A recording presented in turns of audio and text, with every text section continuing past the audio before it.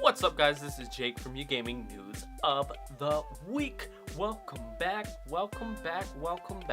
Hope you guys had an amazing Halloween. I myself had a great time. Didn't do much, but that's exactly what I wanted to do. It's November 3rd, so you know what that means. Paris Games Week was just last week, and so much gaming goodness came out from it. Let's just get started. I get a feeling of like a Mad Max feel from this light and like dark ominous in the background. What do you guys think? Leave a comment down below whether or not I'm gonna get shanked in the next scene. Get shanked by myself. Sony dropped major trailers stating that Paris Games Week was the second coming of Jesus. Not really. Second coming of E3 maybe. Not Jesus. I kinda wear tan and then white. We got trailers from Guacamelee 2, The Gardens Between, The Hong Kong Massacre, Loco Roco 2 Remastered, Sims 4, Destiny 2, Curse of Osiris, Monster Hunter World, Call of Duty, World War 2, On Rush, Battlefront 2, Marvel's Spider-Man, God of War, Shadow of the Colossus. And of course, my stars of the show were Ghosts of Tsushima, which at first looked like a new Onimusha game, but with the last splash screen, it was revealed the game we all have been waiting for. Sucker Punch, the guys who made Infamous, this is their new project that everybody's been waiting for and somebody's been talking about. We've heard that Sucker Punch has been working on a new project for quite some time from Shuhei Yoshida, which he has stated 2 years back that he had played the game and loved it. On the blog post on PlayStation.com, the post states, the year is 1274. Samurai warriors are the legendary defenders of Japan until the fearsome Mongol Empire invades the island of Tsushima, wreaking havoc and conquering the local population. As one of the last surviving samurai, you rise up from the ashes to fight back. But honorable tactics won't lead you to victory. You must move beyond your samurai traditions to forge a new way of fighting, the way of the ghosts, as you wage an unconventional war for the freedom of Japan.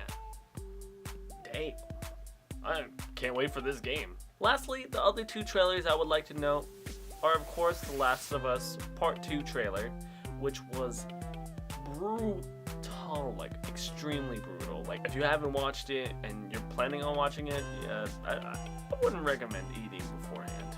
And my most anticipated game of 2018, Detroit Become Human. Like seriously, if you haven't played this game or haven't even heard about this game, please do yourself a favor, sit down, watch any gameplay for it, and you'll realize that this game is so deep, so enriching, that you can have your own variations of stories coming from each playthrough that you go through. Like I love these type of choose your own adventure, but you have to deal with the consequence type games like Heavy Rain, Until Dawn, or Indigo Prophecies, because you know they made all those games also, minus I think Until Dawn. I think Until Dawn was made by somebody else. Anyways, getting off topic, but that game looks amazing, and I can't wait for 2018. Especially, I hope that the game comes out in 2018, but I'm hopeful that the game will come out and will be amazing. Now the real question is, did Sony bring the second half of E3? Now, other than that heavy hitter Sucker Punch game, Ghosts of Tsushima, I'm butchering that name. I know for a fact I'm butchering that name. I'm sorry. But other than that, it was just more gameplay of games that we already knew that was coming out. So I wouldn't say that it was the second half E3. It's a great reveal, and I think Paris Games Week will definitely be more notable than, you know, these other random conventions that PlayStation's at. So I would say it's good. They made Paris Games Week a name for Sony, especially. But what will they do now? Will Paris Game Week be just a one-hitter and then you just show off more games? There's basically no gameplay for anything. The real big question is now, what are they going to do about PSX? My guess is that they're going to show nothing but gameplay of their heavy hitters, because that's where all the fans want to go, and all the fans are really clamoring for these games. They want to play these games, they want to see gameplay. So my guess is that that new Sucker Punch game will get gameplay, and maybe Detroit will have a release date, or something that's more notable, like Sucker Punch's game will not get a release date for probably another year. But we'll see what happens next, and I'm hopeful for Sony in the future. On the topic of Super Mario Odyssey, Nintendo has estimated that Super Mario Odyssey has shifted 2 million copies in 3 days. Like 1, 2, 3, 2 million copies. This is great for the once called plumber Mario, and I can only see, and this game is getting great scores so far. I've seen multiple 10s from different sources, and I personally have played the game, and I think the game is totally worth your money and totally worth the 10s. It's just a special experience. It's not like Legend of Zelda where it was a very niche and not a lot of people will get into it. I think Super Mario is super easy and super friendly, for all ages to really dive deep into the Nintendo culture. So I think it's well deserved. Razer announced that they are releasing their Razer phone on November 17th. Let's get right into the nitty-gritty of this phone. The Verge states on their article by Vlad Sovar that this device has a 5.7-inch 1440p screen with variable refresh rates, rather like Apple's most recent iPad Pro, and a whopping 8 GB of RAM plus 64 GB of expandable storage. It also includes stereo front-facing speakers with Dolby Atmos support and a generous 4,000 megawatt battery powering the flagship standard Snapdragon 835 processor. A dual 12 megapixel camera system on the back works along the same lines as Apple's iPhone setup. One camera has an f-stop of 1.8 lens for wide shots, and the other is a telephoto f-stop of 2.6 shooter.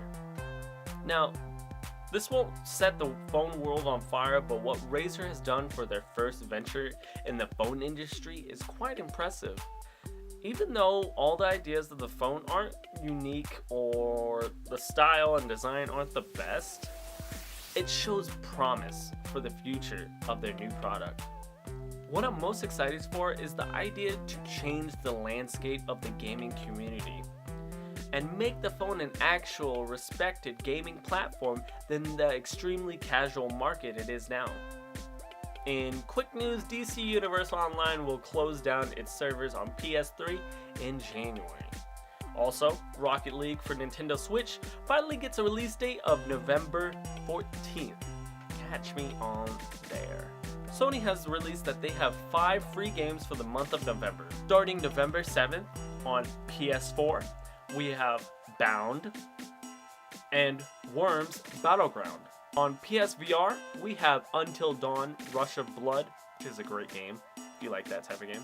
On PS3, we have R-Type Dimensions and a mouthful of a game, Ragdoll Kung Fu First of the Plastic.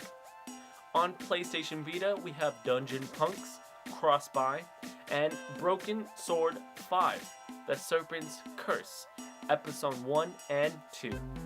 As always, remember to get your free games for PlayStation for the month of October before they are gone.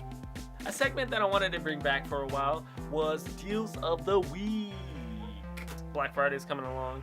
Might as well take the opportunity to show off some great deals that you guys should definitely check out. One deal I want to highlight is Nintendo is dropping 2 Legend of Zelda deals for Black Friday. The first is if you or someone you love and care for are looking for a green Nintendo 2DS with bright orange buttons with Ocarina of Time 3D pre-installed, it's only going to cost you $79.99. Second, the one I'm honestly looking forward to, the Legend of Zelda Breath of the Wild Explorers Edition that comes with a 100-page Explorer's Guide and a 2-sided map. It's coming out for $59.99. I was gonna buy the game anyways, but I mean, if you're just gonna add on stuff like that for $60, sign me up. Something I liked was Giovanni Velasquez made his son, 10-year-old son, a Bastion Halloween costume. really cool. Check out his video. Support. I gotta commend this being a great dad. Another thing I found extremely weird, funny, and meta was that the developers of Dead Rising 4 made a new game mode called Capcom Heroes Mode. Essentially, you play as Frank West in the game, but he wears different outfits of characters from the Capcom series. Some characters included are Dante from Devil May Cry, Cammy from Street Fighter, X from Mega Man X, Beautiful Joe from Beautiful Joe, and much more. I'm glad that they're using this update / new port of the game to add some fun to the game that doesn't get a lot of love nowadays. The update comes out December 5th on PC and Xbox. Also on the same day, Dead Rising 4 Frank's Big Package for PS4 comes out. Good job, Capcom. Now can we get a sequel to Dragon's Dogma? Alright guys, that's it for me this week.